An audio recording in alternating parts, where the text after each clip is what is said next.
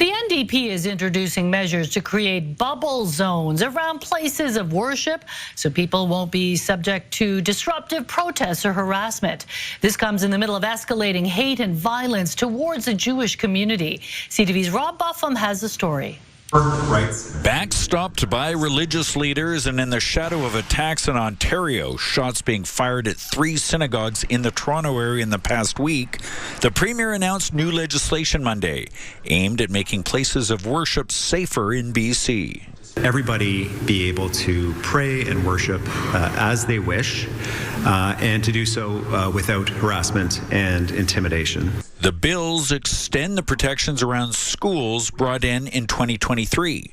Protections that created a safe zone extending 20 meters beyond school properties. A response to protests and rallies opposing the NDP's sexual orientation and gender identity program. We have made the decision to extend the protections under this law to 2028, recognizing that teachers and families and students attending school deserve to be able to attend school safely.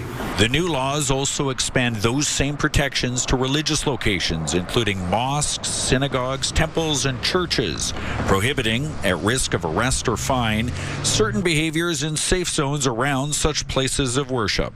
This includes physically obstructing access to that place of worship, attempting to persuade people not to go into the building, or purposely disrupting activities occurring at this site. Victoria Police said they increased patrols at Victoria's synagogues this weekend following the string of violence in Ontario. And while BC has not recently endured similar levels of violence, leaders in the Jewish community say there has been a spike in attacks. There's no question the last 2 years there's been some concerning events, mostly nationally but also locally. Wants to ensure that people who go for house of worship, they will feel that they are not intimidated and they are not targets of hate.